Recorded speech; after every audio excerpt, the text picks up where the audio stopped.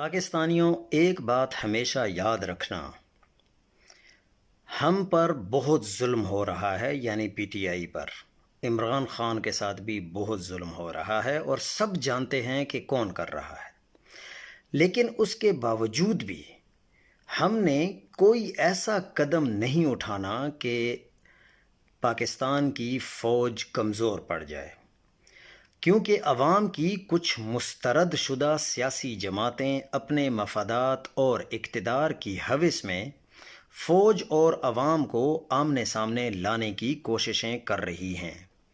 اور افسوس کی بات یہ ہے کہ یہی وہ ایجنڈا ہے جسے بین الاقوامی طاقتیں بھی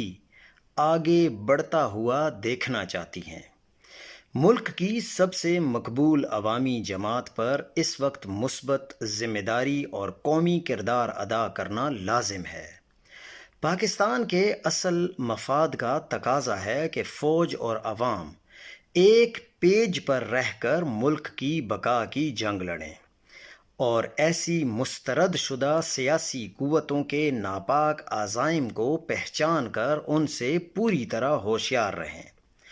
اب لوگوں کے ذہن میں یہ سوال ضرور آئے گا کہ یہ کیسے ممکن ہے، چونکہ فوج مکمل طور پر ان کو سپورٹ کر رہی ہے،